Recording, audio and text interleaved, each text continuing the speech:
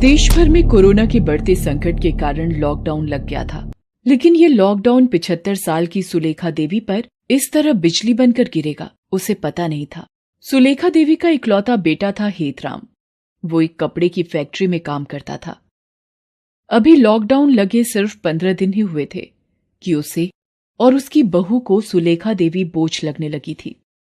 बहू, एक रोटी और देना, बहुत भूख लग रही है। एक रोटी क्या, पूरे आटे की बोरी ही लेकर दे देती हूं आपको। पूरा दिन खाना खाना और खाना, और कुछ तो काम है नहीं आपको। ऐसा तो नहीं है बहू, मेरे से जितना बन पड़ता है उतना तो मैं करती ही हूं। कुछ नहीं करती आप, सिर्फ मुफ्त की रोटी तोड़ती हैं। सुलेखा की आवाज सुनकर हेतराम भी वहां आ गया। अरे क्या हो गया विमला, क्यों तुम मां पर इतना भड़क रही हो? अब भड़कू नहीं तो क्या आरती उतारू तुम्हारी मां की? इन्हें पता है पूरे शहर में लॉकडाउन लगा है। तुम्हारी आमदनी आधी हो गई है, लेकिन तुम्हारी मां है कि पूरे दिन इनकी तीमारदारी करते रहो। कभी ये खिलाओ कभी वो खिलाओ। अरे मैं कोई नौकरानी हूं क्या? अरे भगवान, तू ऐसा क्यों कहती है? तू तो मालकिन है घर की। देखो जी, तुम अपनी ये लल्लो चप्पो बंद करो। मुझसे अब ये सब नहीं होता। या तो तुम अपनी मां को घर से निकालो या मैं चली अपने मायके। हेतराम बहुत ही दब्बू किस्म का आदमी था। उसने अपनी बीवी की बातों में आकर अपनी बूढ़ी मां को घर से बाहर निकाल दिया। बेटा, मुझे इस तरह घर से ना निकाल, अब मैं कहां जाऊंगी। मां उसके आगे कितना रोई, कितना गिड़गिड़ाई, लेकिन उसने इन बातों की बिल्कुल परवाह नहीं की और उसने मां के दूध को शर्मसार करते हुए इस विपरीत परिस्थिति में भी उन्हें घर से बाहर निकाल दिया। एक तो गर्मी का समय, चिलचिलाती धूप। बेचारी बूढ़ी सुलेखा पैदल ही सड़क पर निकल गई। वो चलती रही, चलती रही, चलती रही। ओह, कितनी धूप है। आह, शरीर जल रहा है। सड़क पर कोई दिख भी नहीं रहा। इस बुढ़ापे में मुझे ये भी देखना था। काश मैं भी अपने पति के पास जा सकती, लेकिन ये तो संभव नहीं है। कभी कभी जीना कितना मुश्किल लगता है ना। यही सब सोचते हुए सुलेखा ने फिर से अपने गांव वापस जाने का निर्णय लिया। सुलेखा चली जा रही थी, चली जा रही थी। रास्ते में वो ये भी सोचते हुए जा रही थी कि अभी 1 महीने पहले ही तो वो गांव से अपने बेटे के पास आई थी। 1 महीने में वो अपने बेटे और बहू के लिए बोझ हो गई। उसे 1 महीने पहले का वो दिन अब भी याद है, जब हेतराम ने गांव में उसकी पड़ोसी लक्ष्मी के यहां फोन करके उसे ये बतलाया था कि उसे कोरोना हो गया है, वो जल्दी उसके पास आ जाए। गांव में भी कोरोना के कई सारे मरीज थे। कई तो इस गंभीर बीमारी की चपेट में आकर इस दुनिया से विदा भी हो गए थे। सुलेखा ने जैसे ही हेतराम की इस बीमारी के चपेट में आने की बात फोन पर सुनी, वो रोने लगी।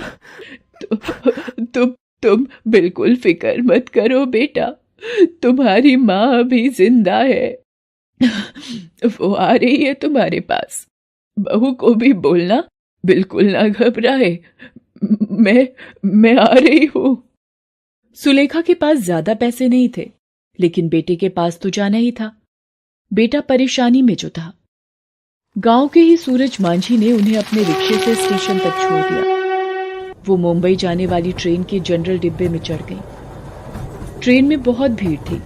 उन्हें कहीं बैठने की जगह नहीं मिली तो वो रेलवे के शौचालय के पास ही बैठकर मुंबई पहुंच गई।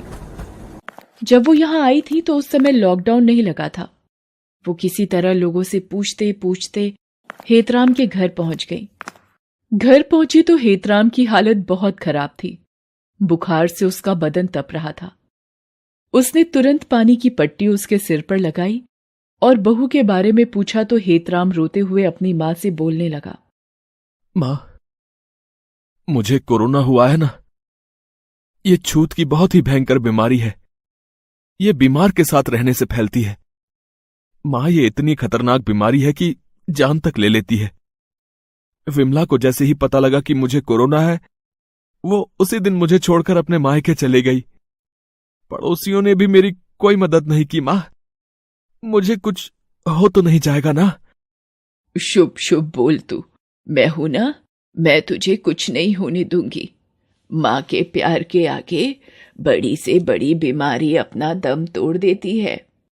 सुलेखा ये बोल ही रही थी कि हेतराम को खांसी के साथ सांस लेने में भी दिक्कत होने लगी। वो किसी तरह उसे लेकर पास के अस्पताल पहुंची।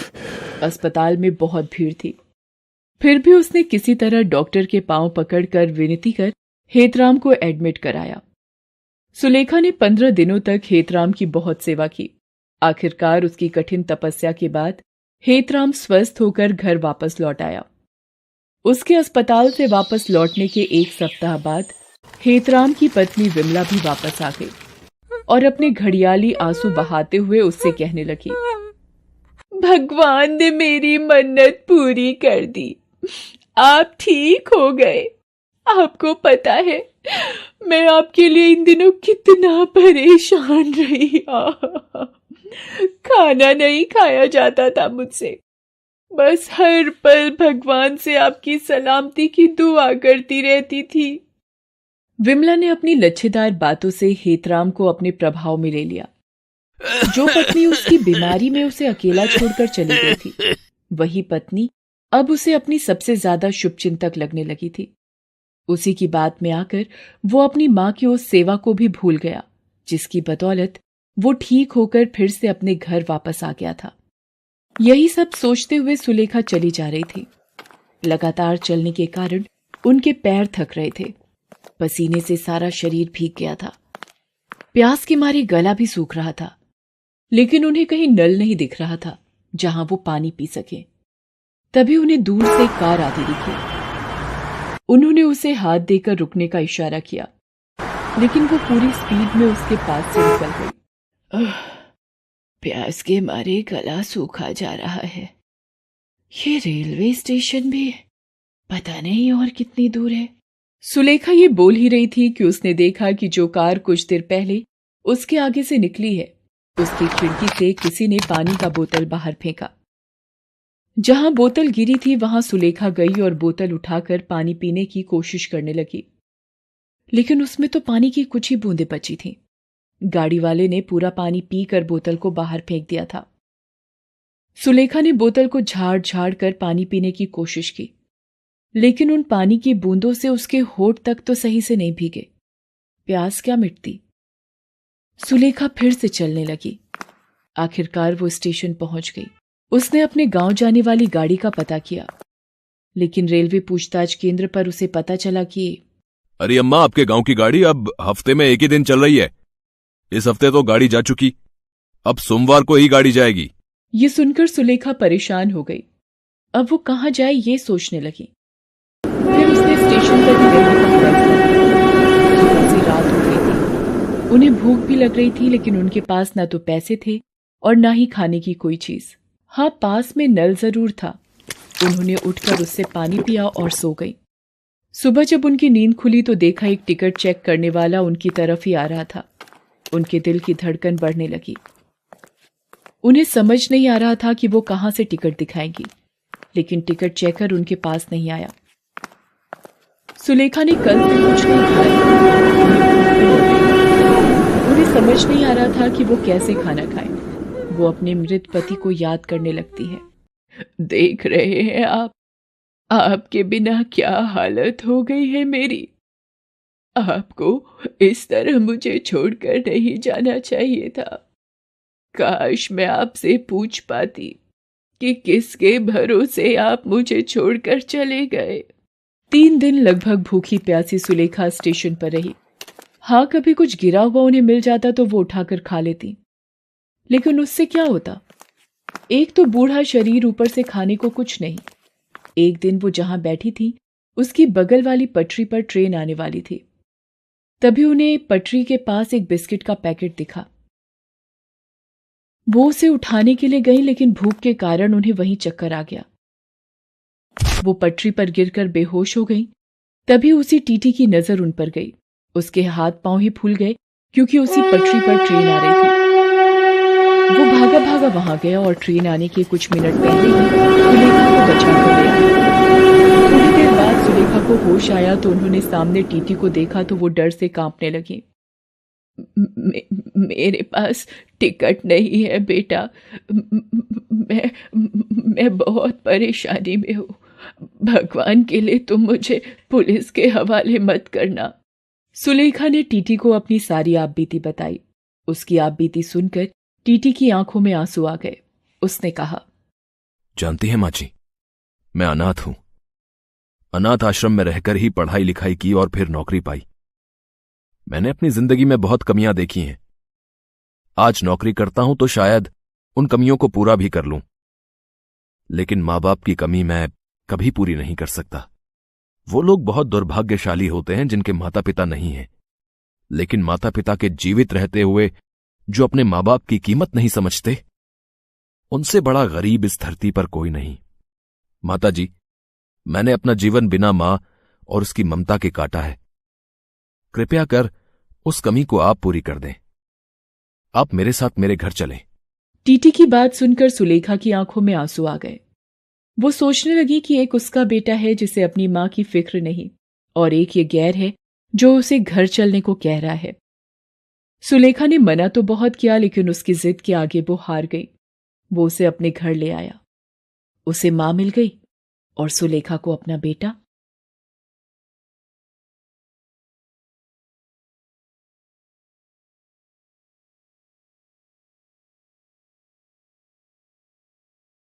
सुलेखा की शादी रायपुर में सुभाष के साथ 4 साल पहले हुई थी। सुभाष बहुत ही अड़ियल स्वभाव का था। सुभाष हर वक्त सुलेखा को ताने मारता कि 4 साल की शादी में अभी तक एक भी बच्चा उसने पैदा नहीं किया।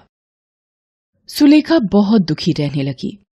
एक दिन सुभाष सुलेखा को छोड़कर चला गया। सुलेखा को पता चला कि सुभाष दूसरी शादी करके किसी और के साथ रहने लगा है। सुलेखा को कुछ समझ नहीं आया कि इतना बड़ा दुख लेकर वो अपनी मां के पास कैसे जाए, क्योंकि उसकी बूढ़ी मां पहले ही बीमार रहती थी। पर सुलेखा के पास कोई और चारा नहीं था। वो अपनी मां के घर चली जाती है। सुलेखा बेटी, तू अचानक क्या हुआ और दामाद जी नहीं आए? मां, वो मुझे छोड़कर चले गए। उन्होंने किसी और से शादी कर ली क्योंकि मैं उन्हें बच्चा नहीं दे पाई। सुलेखा रोने लगती है। उसका दुख देखकर जानकी सदमे में रहने लगती है। सुलेखा को 1-2 दिन ही आए हुए होते हैं। अचानक एक दिन काम करते हुए सुलेखा बेहोश हो जाती है। जानकी बराबर में रहने वाले हकीम को बुलाती है। आपकी बेटी मां बनने वाली है। ये पेट से है। क्या हकीम जी, मेरी बेटी मां बनने वाली है? सुलेखा, तू मां बनने वाली है बेटी। मां, मैं क्या करूं? मेरा जीवन एक ऐसे दोराहे पर आकर खड़ा हो गया है जिसमें पीछे मुड़ने का कोई फायदा नहीं। मुझे अब इस बच्चे के लिए खुद जिम्मेदारी संभालनी है। एक गर्भवती मां का प्यार मेरे बच्चे को मां बाप दोनों का प्यार देगा। सुलेखा के साथ जो भी गलत हुआ था वो उसको दोबारा याद नहीं करना चाहती थी। धीरे धीरे दिन बीतने लगे। सुलेखा को पैसों की जरूरत थी, इसलिए वो घरों में चौका बर्तन का काम करने लगी। सारा दिन घरों में काम करके वो थकी हारी घर लौटती थी। गर्भवती होने के कारण उसे काम करने में तकलीफ तो होती थी, पर उसे बच्चे के लिए मेहनत करनी थी। 9 महीने बाद सुलेखा एक बेटे को जन्म देती है। बेटे को देखकर सुलेखा की आंखों में खुशी के आंसू आ जाते हैं। बेटे के जन्म से मानो उसे जीने का सहारा मिल जाता है, पर सुलेखा की मां उम्र और बीमारी के चलते बेटी का साथ नहीं निभा पाती। सुलेखा की मां का देहांत हो जाता है। सुलेखा मां के बिना अधूरी हो गई थी। सुलेखा ने दोबारा काम पर जाना शुरू कर दिया। अब वो बेटे सुमित को भी काम पर साथ ही लेकर जाती। एक दिन, सुलेखा, तुम ये छोटे बच्चे के साथ काम पर आती हो, सारा ध्यान तो तुम्हारा इसकी देखभाल में ही लगा रहता है। ऐसे तो तुम कोई काम नहीं कर पाओगी। तुम अपना हिसाब कर लो, कल से काम पर मत आना। अब मैं क्या करूं? मेरे सारे घर धीरे धीरे छूट गए, पैसे भी खत्म हो गए। मुन्ना रो मत, मैं तेरे लिए अभी दूध लाऊंगी। सुलेखा बेटे को लेकर दूध लेने चली जाती है। भैया थोड़ा सा दूध मिलेगा, मेरा बच्चा बहुत भूखा है। मुफ्त में तो मैं तुझे दूध नहीं दूंगा।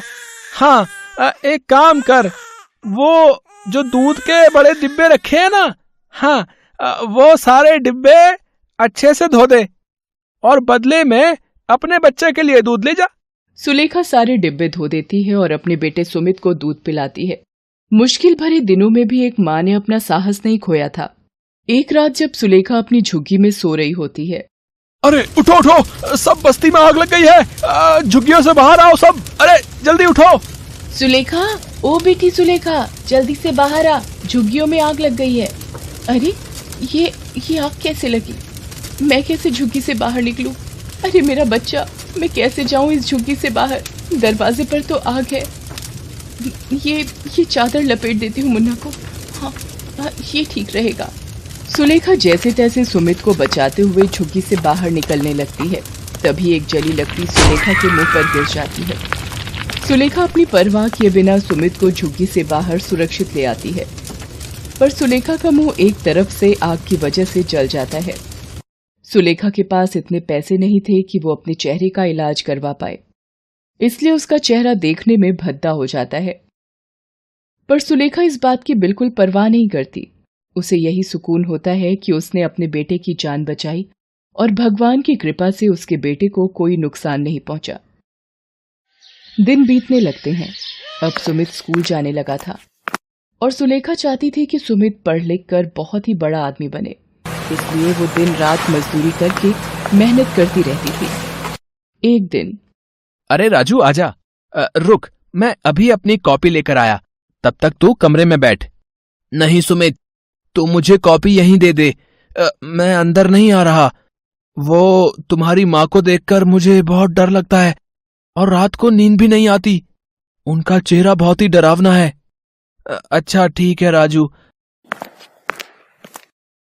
अरे सुमित, तुम्हारा दोस्त राजू आया था, पर घर के अंदर क्यों नहीं आया? वो आपके डरावने और बदसूरत चेहरे से घबराता है।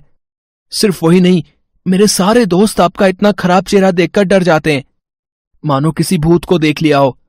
तभी मेरा कोई दोस्त मेरे घर आने के लिए हाँ नहीं बोलता। आपकी वजह से मुझे बहुत शर्मिंदगी महसूस होती माँ। पता नहीं मेरी जिंदगी में ऐसी माँ क्यों लिखी है। लोगों की माँ बहुत ही सुंदर होती है, पर मेरी माँ बदसूरत क्यों है? सुमित गुस्से में कमरे से चला जाता है। सुलेखा रोने लगती है, पर वो उस वक्त कुछ नहीं बोलती। समय ने अपनी चाल पकड़ी और सुलेखा की मेहनत से सुमित बड़ा होकर पढ़ लिखकर एक ऑफिस में नौकरी पर लग गया। सुलेखा को लगा कि शायद अब उसकी किस्मत के दिन पलटने वाले हैं। सुमित की नौकरी लग गई है और अब वो घर का खर्च भी उठाएगा और सुलेखा को आराम मिलेगा और वो बेटे का सुख भोग पाएगी। सुमित अपने ऑफिस की लड़की राशि, जिससे वो प्यार करता था, शादी कर लेता है। सुलेखा बेटे की खुशी की खातिर कुछ नहीं बोलती। एक दिन सुमित ऑफिस के काम से बाहर गया होता है। राशि अपनी कुछ सहेलियों को घर पर बुलाती है। माँ जी, आज मेरी कुछ सहेलियां लंच पर आ रही हैं। आप प्लीज उनके सामने अपना ये बदसूरत चेहरा लेकर बिल्कुल मत आना, वरना मुझे सबके सामने शर्मिंदा होना पड़ेगा। एक काम करो, आप अपना मुंह ढक लो, जिससे कि मेरी सहेलियों को आपका चेहरा नजर नहीं आएगा। आप जल्दी से सारा लंच बनाकर रख दो, तब तक मैं तैयार होकर आती हूँ। मेरी सहेलियां आने ही वाली होंगी। बेचारी सुलेखा कुछ नहीं बोलती और उदास मन से रसोई में खाना बनाने चली जाती है। दोपहर में राशि की सहेलियां लंच पर आती हैं और खाना खाने बैठती हैं। तभी सुलेखा वहां सब्जी का कटोरा लेकर आती है और वो जैसे ही एक लड़की को सब्जी देने लगती है। ये कौन है राशि? अरे ये मेरी नौकरानी है। अच्छा, तो खाना इन्होंने बनाया है? बहुत ही स्वादिष्ट खाना बनाया है आपने। अपने आप को राशि के मुंह से नौकरानी सुनकर सुलेखा घबरा जाती है और उसके हाथ से सब्जी लड़की के कपड़ों पर गिर जाती है। लड़की सुलेखा का मुंह देख लेती है और डर जाती है। उसकी चीख निकल जाती है। वो कहती है, कितना बदसूरत चेहरा, मुझे नहीं खाना इनके हाथ का खाना। फ्रेंड्स, आपने इनका चेहरा देखा है? अगर देखोगे तो 10 दिन तक सो नहीं पाओगे। अरे ऐसे कैसे तुम लोग जा सकती हो? खाना तो पूरा खाकर जाओ। नहीं नहीं, हमें अब भूख नहीं है। हम लोग अब चलते हैं। करा दी ना मेरी बेइज्जती। मेरी सहेलियों के सामने आपसे कितनी बार कहा था मैंने कि अपना ये मनहूस चेहरा मेरी सहेलियों के सामने बिल्कुल मत लाना, पर आपने मेरी एक नहीं मानी। आने दो सुमित को, मैं अब इस घर में एक पल भी नहीं रह सकती। सुमित के आने के बाद राशि तरह तरह की बातें बनाकर सुलेखा के खिलाफ उसे भड़काती है। सुमित, अब मैं एक पल भी इस घर में और नहीं रह सकती।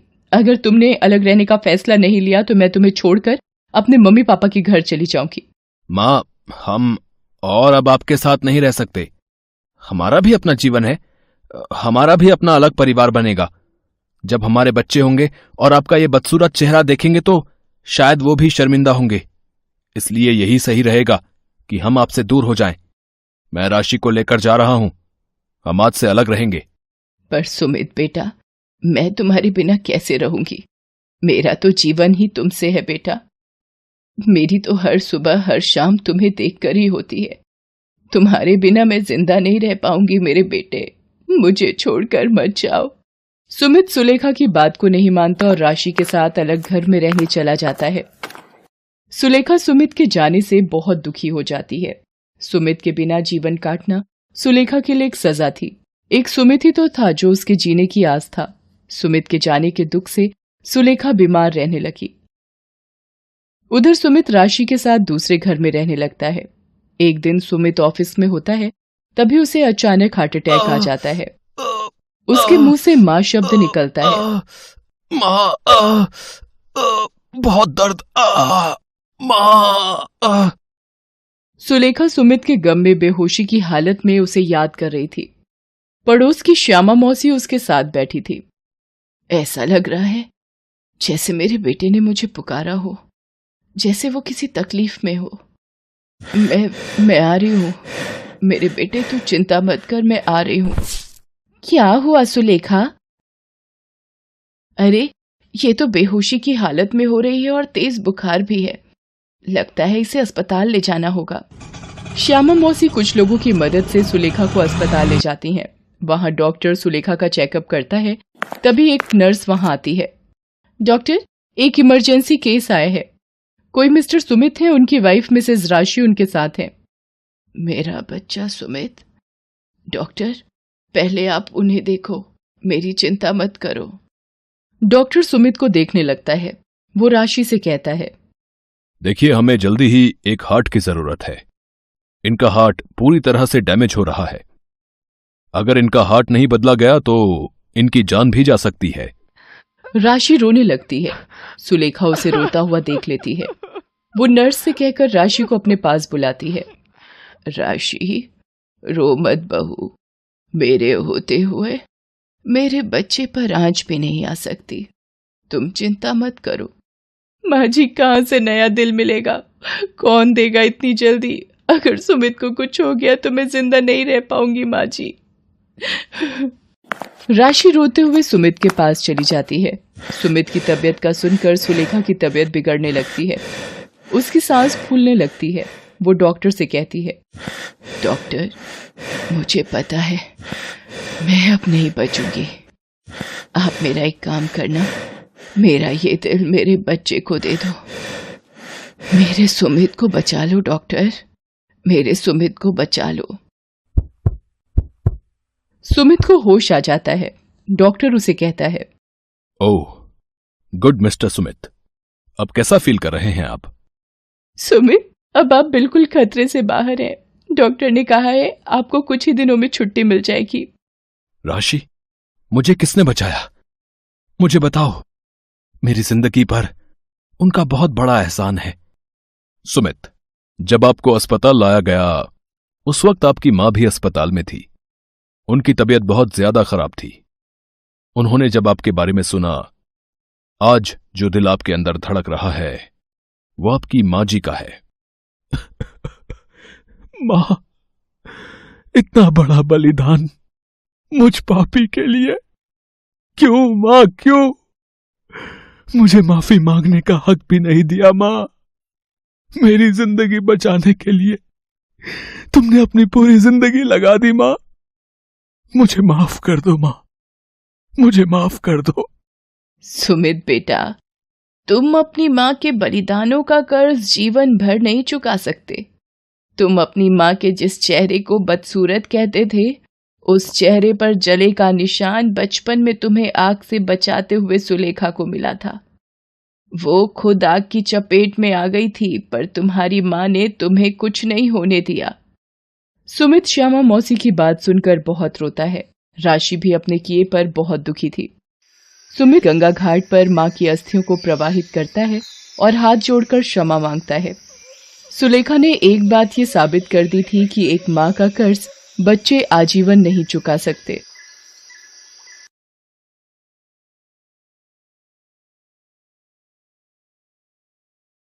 सोनम अपने कमरे में तैयार हो रही थी। आज उसकी बेटी का नामकरण संस्कार था। सोनम की शादी 2 साल पहले एक सभ्य परिवार में हुई थी। सोनम एक स्कूल में टीचर थी और पति राकेश एक कंपनी में अफसर। शादी के बाद बच्ची का जन्म सोनम राकेश के जीवन में अनमोल प्यार लेकर आया था। सोनम और राकेश अपनी बेटी के जन्म से बहुत ही खुश थे। सोनम की ननद सीमा उसके कमरे में जाती है और कहती है, भाभी आपकी माताजी आई हैं। सीमा, तुम उन्हें यहाँ मेरे कमरे में ही ले आओ।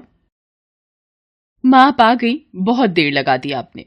वो कुछ नए पौधे मंगवाए थे किसी ने अपने बगीचे के लिए, तो वही भिजवाने में समय लग गया। माँ क्यों इतनी मेहनत करती हो, कभी तो आराम कर लिया करो। और अब ये देखो, माया दीदी और प्रिया दीदी भी अभी तक नहीं आई हैं। लो, नाम लिया और आ गई तुम्हारी माया दीदी और प्रिया दीदी भी। बंटी और दीपू, आओ बेटा, नानी के पास आओ। आओ मेरे बच्चों। पूरा माहौल बच्ची के जन्म की खुशियों में खुशी के रंग में डूबा था। सुजाता बच्ची को प्यार करते करते अचानक फूट फूट कर रोने लगती है। माँ क्या हुआ, आप रोने क्यों लगी, बोलो ना माँ। अरे बच्चों, ऐसी कोई बात नहीं है, बस ऐसे ही रोना आ गया। नहीं माँ, आपको पहले भी ऐसे ही कई बार हमने पूछा है, आपको ऐसे रोना नहीं आ सकता माँ, आप जरूर कुछ छिपा रही हो, बात कुछ और है माँ। माँ आज आप इन दोनों को वो बीते कल की कहानी बता ही दो जिसका दर्द आज भी आपके दिल में सुई की तरह चुभता है। शायद इससे आपके मन का बोझ हल्का हो जाए। पता नहीं माया, मैंने गुड़िया को गोद में लिया तो मुझे लगा मेरी सोनम मेरी गोद में आ गई है। ये तब की बात है जब मैं तुम्हारे पिताजी और दादी के साथ गांव में रहती थी। तुम्हारे पिताजी का काम गांव में बिल्कुल भी नहीं चल रहा था। हम बहुत ही गरीबी में गुजारा कर रहे थे। माया तब 4 साल की थी। सारा दिन तुम्हारे पिताजी काम की तलाश में जाते, पर उन्हें कोई भी काम नहीं मिलता था।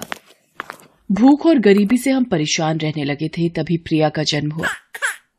प्रिया के जन्म के बाद मैं बहुत खुश थी, पर तुम्हारी दादी खुश नहीं थी। वो मुझे हर वक्त यही ताने देती थी कि 2-2 लड़कियां पैदा करती हैं और खाने के लाले पड़े हुए हैं।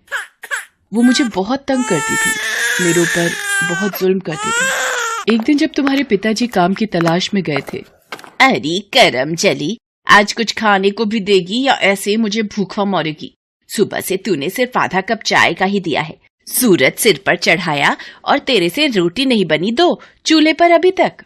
माँ जी, वो आटा नहीं था, बड़ी मुश्किल से बराबर वाले लाला की दुकान से 1 पाव आटा लेकर आई हूँ, इसीलिए देर हो गई। तुझे तो बस बहाना चाहिए इधर उधर घूमने का।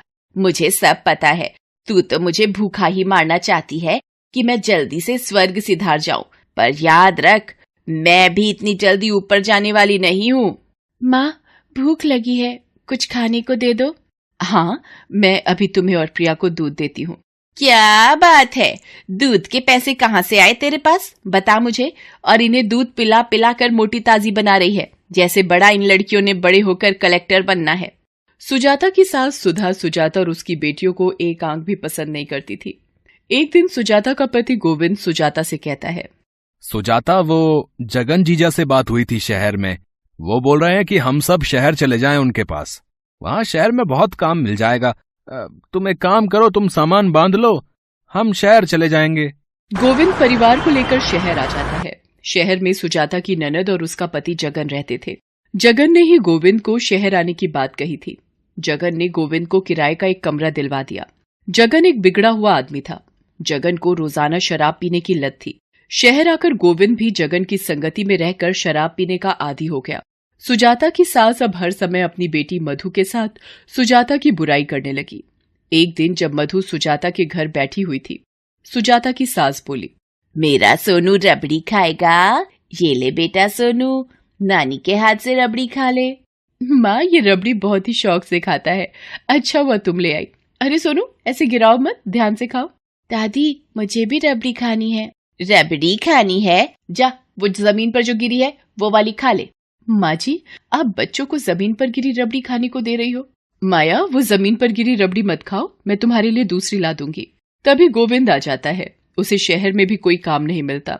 वो इस बात का गुस्सा सुजाता पर निकालता है। ये माँ से कैसे बात कर रही है, हैं? एक तो तूने 2-2 लड़कियां पैदा कर दी, मनहूस कहीं की, हैं? गोविंद सुजाता को पीटने लगता है। माया रोने लगती है। पास में बैठी सास और मधु एक दूसरे को देखकर हंसने लगती है। धीरे धीरे पैसों की तंगी बढ़ जाती है। गोविंद को एक फैक्ट्री में नौकरी मिल जाती है। सुजाता को लगता है कि चलो अब थोड़ा पैसों की तंगी दूर हो जाएगी, पर रोजाना पूरा दिन खाली शराब पीने के कारण गोविंद का लीवर खराब हो जाता है। उसके बचने की कोई आशा नहीं रहती। पैसा तो था नहीं सुजाता के पास कि वो बड़े अस्पताल में ले जाए। मजबूर सुजाता कुछ नहीं कर पाती। फैक्ट्री का मालिक भी कोई मदद करने से मना कर देता है, क्योंकि गोविंद को काम करते सिर्फ एक ही हफ्ता बीता था। जगन भी पैसे न होने का बहाना कर देता है। गोविंद बीमारी के चलते दुनिया से चला जाता है और सुजाता की जिंदगी पर गहरा घाव छोड़ जाता है। सास तो पहले ही तंग करने से बाज नहीं आती थी, अब वो और भी ज्यादा तंग करने लगी थी।